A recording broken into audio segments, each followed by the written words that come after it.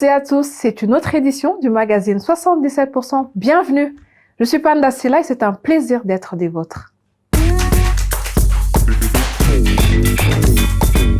Cette émission se concentre aujourd'hui sur le quotidien de certains d'entre nous les jeunes vivant dans des zones de conflit. Dans notre débat citoyen, des jeunes Africains victimes de conflits s'adressent à leurs dirigeants. Dans le nord-est de la République démocratique du Congo, des jeunes femmes s'impliquent à leur manière dans la recherche de la paix. Et au Nigeria, rencontre avec un prince qui aide à reconstruire une communauté traumatisée par la guerre. Elles sont belles et fertiles, pourtant les collines de l'Est de la République démocratique du Congo sont des lieux dangereux. Malheureusement, elles servent de refuge également pour des groupes de miliciens. Dans cet univers où règne la brutalité, certains habitants voient leur destinée complètement basculer. C'est le cas de Maman Faïda. Dans le reportage que nous allons suivre, cette femme explique comment elle en est arrivée à prendre les armes. Faiblement beau, mais un sentiment de peur règne ici. Cette région est régie par un réseau complexe de milices concurrentes. Aujourd'hui, on pourrait au moins leur donner une éducation.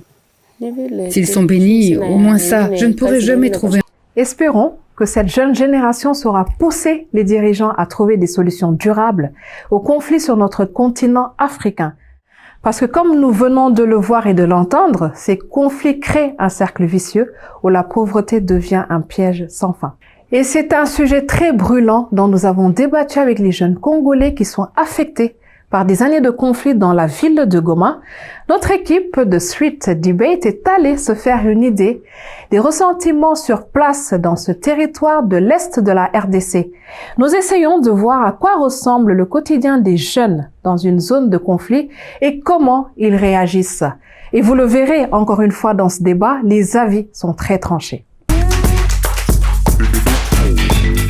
Bonjour à toutes et à tous, je m'appelle Wendy Bachi, vous regardez 77% Street Debate. Nous nous trouvons ici, à Goma, dans l'Est de la République démocratique du Congo. Cela va faire plus de 20 ans que cette partie du pays est confrontée à un fort taux d'insécurité. Qu'est-ce que cela représente d'être né et d'avoir grandi dans un tel contexte? Je vais commencer avec vous, Stewart Mouindo. Vous êtes activiste, vous vivez ici à Goma. À quel âge est-ce que vous avez dû fuir votre maison pour la première fois? Alors déjà, c'est en 2008 que j'ai dû fuir pour la première fois avec toute ma famille, que je vivais à Kiwanja, à territoire de Rutshuru à l'époque. Et j'ai dû fuir avec ma famille à Butembo d'abord, puis à Beni, parce qu'il y avait la rébellion du CNDP de Laurent Kunda. Après ça, je reviens peut-être sur ça parce que c'est le déplacement le plus long, le plus général de la famille.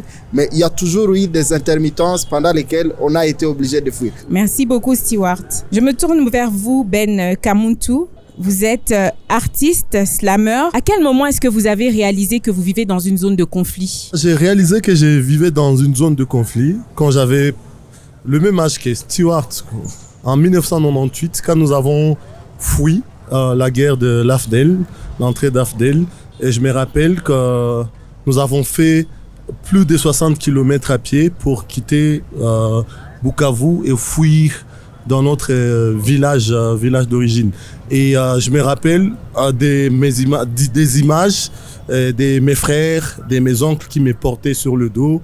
Et j'ai vraiment des images des cadavres qui étaient sur la route. Et j'étais vraiment trop petit.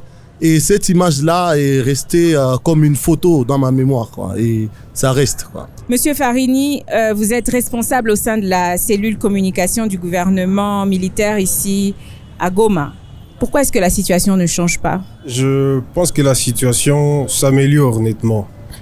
On n'est pas peut-être au niveau des criminalités zéro, par exemple, en ville de Goma. On n'y arrivera même jamais, même parce qu'à New York, vous ne trouverez jamais, même aux États-Unis, partout, la criminalité zéro.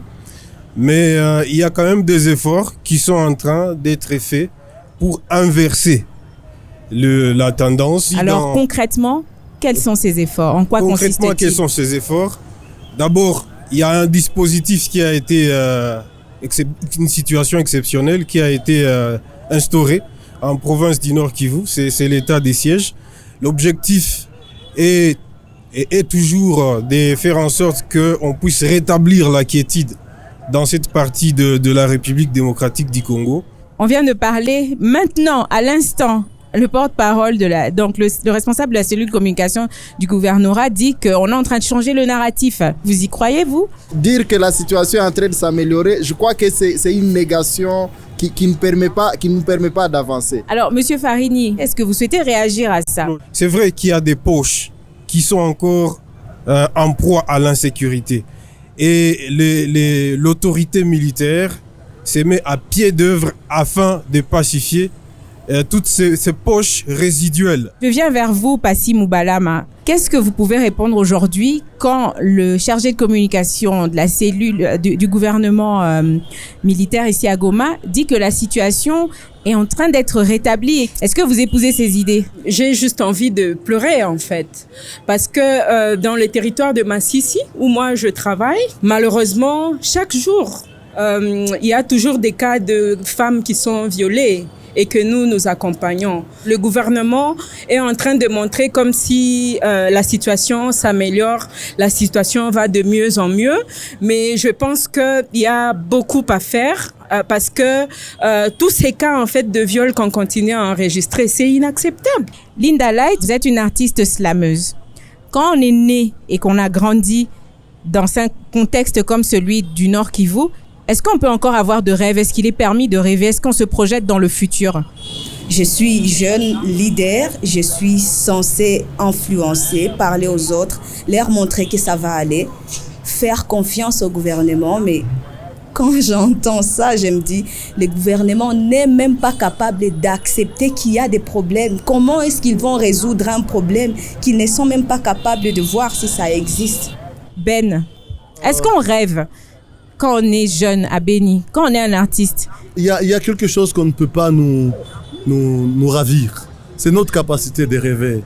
Alors, ce que les jeunes Congolais veulent, c'est vivre uniquement en paix. Il y a beaucoup de jeunes qui n'ont pas même l'image de qu'est-ce que peut ressembler une ville où on ne pense pas qu'il peut y avoir des coups de balle, qu'on peut être tiré dessus le matin, où on peut aller dans son village, on peut faire un jogging, on peut aller se promener juste dans ou avoir la capacité de sortir avec sa copine le soir dans une boîte de nuit sans pour autant avoir un taxi pour rentrer à la maison, avoir de l'eau pour se laver, pour sortir, avoir de l'électricité. C'est ça, c'est ce que les jeunes Congolais veulent. Voilà. Qu'est-ce que vous répondez à ce jeune Congolais qui demande la paix? C'est son droit le plus légitime et absolu. Je ne peux pas le lui refuser. Mais je pense qu'aujourd'hui, nous devons tous voir dans la même direction. Autorité militaire, population, et cette même direction, c'est-à-dire trouver des moyens en vue de vivre dans une quiétude dans cette partie de la province. Et cela est possible. Et ça passe par une collaboration, j'insiste trop sur ça. Politico-civil, vous l'avez dit tout à l'heure. Linda Light, est-ce que vous pensez que d'une manière ou d'une autre, cette collaboration politico-civile pourra aboutir à quelque chose et qu'un jour vous puissiez vivre dans cette ville en toute quiétude? Avec tout ce qui se passe, je dirais non. Bon, j'ai perdu l'espoir parce qu'on a toujours dit que Goma c'était une ville résiliente et désormais on vit avec. C'est comme le stress, on apprend à vivre avec les temps. Donc moi là j'ai perdu espoir, mais je continue à me réveiller chaque matin en espérant, un petit espoir, en espérant qu'un jour il y aura une vraie collaboration entre la société politico-civile, ouais. Nous arrivons à la fin de notre débat. Nous vous donnons rendez-vous sur toutes nos différentes plateformes et surtout, n'hésitez pas à laisser des commentaires et à participer à la discussion.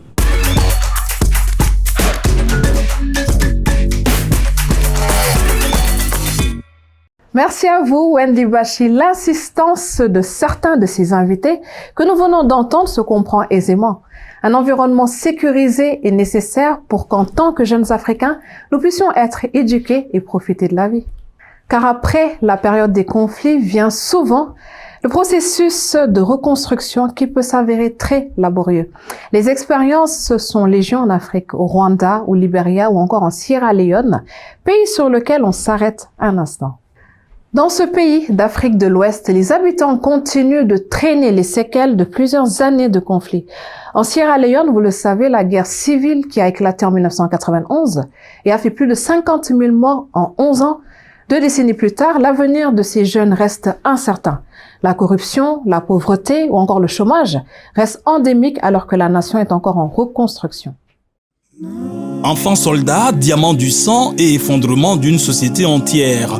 Voilà ce qui a caractérisé la guerre civile qui a duré 11 ans en Sierra Leone.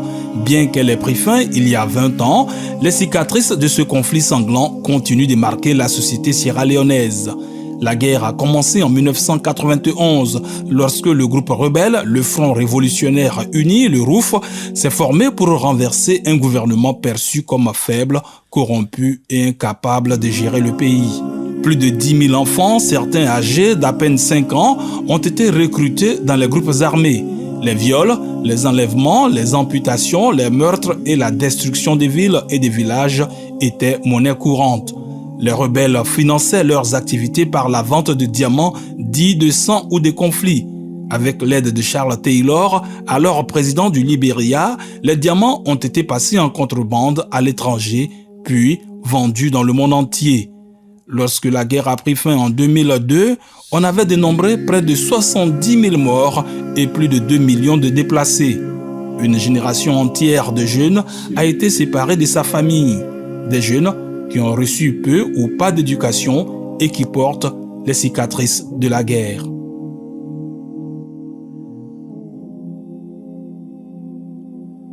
Je suis sûre que nombreux parmi vous, les 77%, portent des cicatrices de conflit. Si rien n'est fait, le risque de désespérer est élevé, ce qui peut conduire à davantage d'instabilité et de conflits. Comment traiter donc les cicatrices de la guerre? Partagez vos idées avec nous. Faites-nous part de vos expériences ou de choses que vous comptez entreprendre vous-même. Une idée, par exemple, c'est d'investir dans la jeune génération et lui garantir un lendemain meilleur. Et cela implique qu'il faut aider en particulier les enfants à surmonter les traumatismes causés par les conflits. Dans le nord du Nigeria, un homme semble bien comprendre cela. Abba Kyari est un prince et il assiste des enfants issus de zones affectées par la violence djihadiste à se rétablir de leur traumatisme et à retourner à l'école. Voyons comment il y arrive concrètement.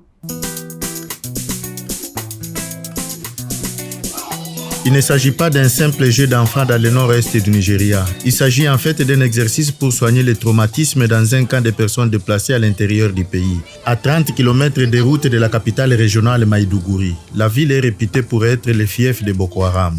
La plupart de ces enfants ont des cicatrices psychologiques invisibles. Ils ont vu des choses qu'ils n'oublieront peut-être jamais. Leurs maisons ont été réduites en cendres ou leurs proches ont été maltraités et tués. Mais Abba Kyari Abacha et sa fondation Academic Memorial leur viennent en aide. I focus on their interest and the way they will understand. Je me concentre sur leur intérêt et sur la façon dont ils comprennent les langues, ainsi que sur les activités qu'ils avaient l'habitude de faire chez eux avant de venir dans les camps de déplacés. Before, coming to the IDP's camp. Abba Kyari Veneva est un vrai prince. Il fait partie de la famille royale de Maïdougouri, très en vue sur le plan politique. En fait, son oncle est le Shehu de Borno, le chef traditionnel suprême de l'État de Borno. Mais Abba Kyari a créé l'Academic Memorial Foundation pour aider à soigner les traumatismes des enfants touchés par l'insurrection de Boko Haram. Dans un premier temps, Abba Kyari finançait lui-même l'ONG, mais celle-ci bénéficie désormais du soutien de l'UNICEF et de Street Child du Royaume-Uni. Sur le terrain, il a formé une équipe de 177 jeunes volontaires dans le but de développer un programme pour aider les enfants à se rétablir. Lorsque j'ai appelé les jeunes pour cette initiative, ils se sont montrés très enthousiastes et étaient prêts à continuer ce que j'essaie de faire. Ils comprennent l'impact de ce soutien psychosocial. Psychosocial support. Certains des volontaires ont une formation de base en psychologie et ils encouragent les enfants à recentrer leurs souvenirs pour se souvenir des périodes plus heureuses et paisibles avant le début de l'insurrection. en leur offrant des livres comme nous le faisons et puis en leur faisant accoucher ce qui est dans leur mémoire, tout ce qui leur vient à la mémoire. La plupart des enfants dessinent des armes à feu ou d'autres choses de ce genre et sont impatients de se venger. Si on ne fait pas attention dans les 20 prochaines années, ces enfants deviendront des voyous ou quelque chose de terrible. 20 years, these children will become maybe thugs or something, terrible. L'objectif est de préparer mentalement les enfants des camps de déplacés comme Habiba Mohamed afin qu'ils puissent retourner à l'école.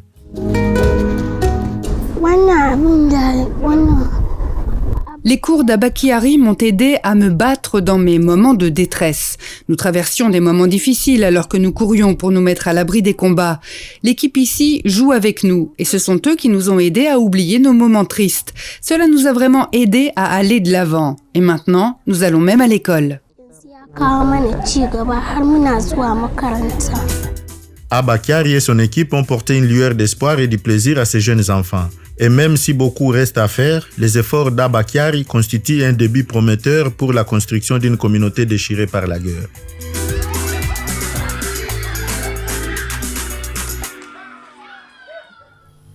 Un instant de bonheur pour ces enfants, n'est-ce pas? C'est une belle façon de remettre une communauté sur les rails. Parce qu'après tout, il faut que la vie continue.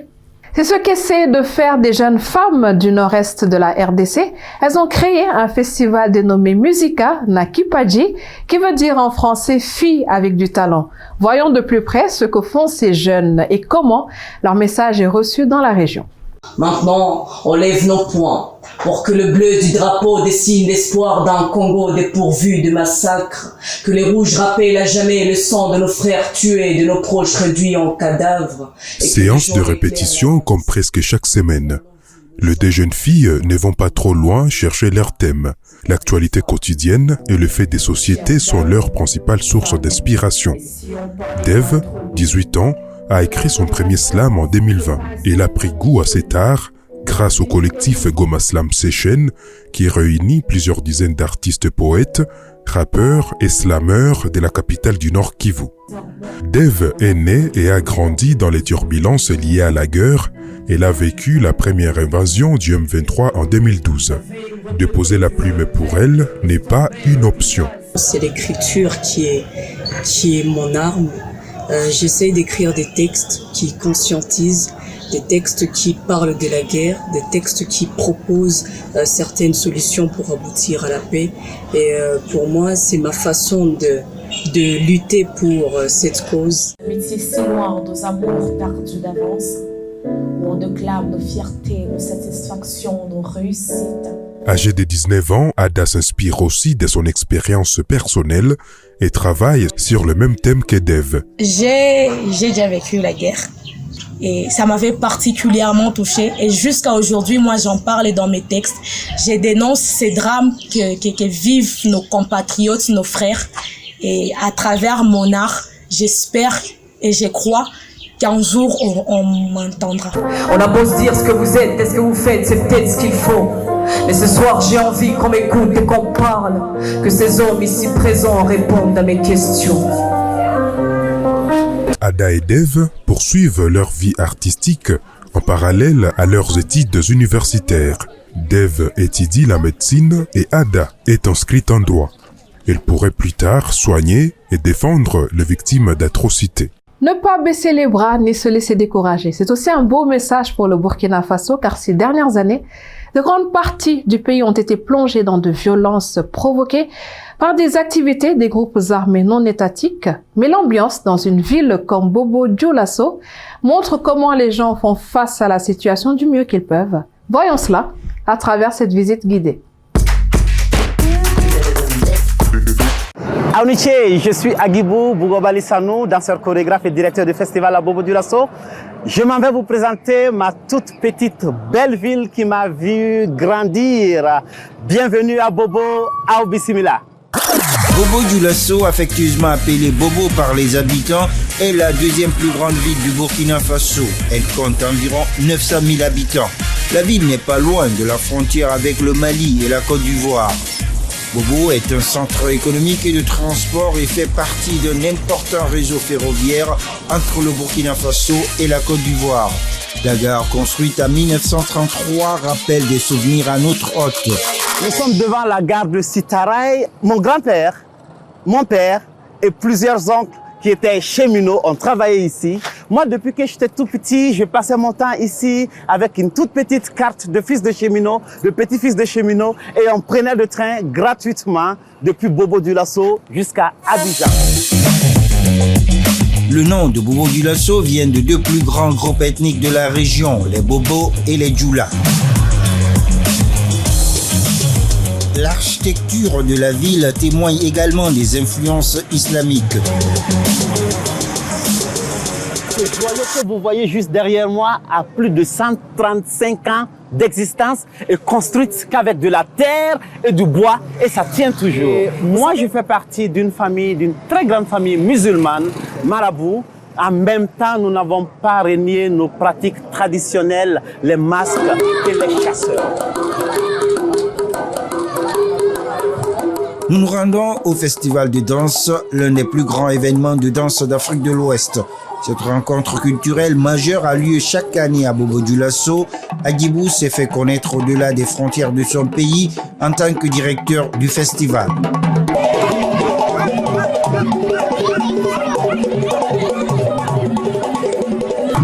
Alors, ici nous sommes à Akarville, dans le quartier Akarville, c'est ma rue. Ici, c'est la rue de In and Out Dance Festival, les rencontres internationales de danse dans les espaces publics. Dans ce quartier, tout le monde danse. Les grands-mamans, les papis, les tontons, les oncles, les petits frères, les artistes, les non-artistes, tout le monde danse. À la fin de la visite, Agibou nous amène dans son restaurant préféré pour goûter au plat emblématique du Burkina Faso, le poulet à l'ail.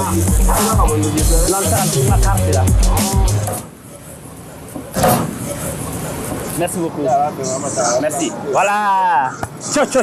Le poulet à l'ail ou poulet flambé est fait à base de la poule bio. Ce qu'on appelle les poules bicyclettes. Ça court, nous on court derrière, on les rattrape et ça passe dans la marmite. Vous savez, vous ne pouvez pas passer au Burkina sans goûter, en tout cas au poulet à l'ail ou au poulet flambé. C'est une spécialité simplement et purement burkinabé. Bienvenue à Bobo-Dioulasso et venez déguster mon poulet flambé avec moi. Bon appétit à ceux qui nous regardent.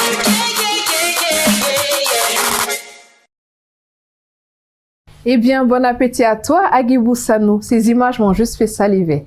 C'est donc ici que nous terminons cette édition de l'émission. J'espère que vous avez beaucoup appris de ce numéro de 77%. N'oubliez pas, cette émission est la vôtre. Alors partagez vos commentaires avec nous par mail ou sur Facebook. J'ai hâte de lire vos messages. On se quitte sur une chanson d'Inos B de la RDC Congo qui vous encourage à faire...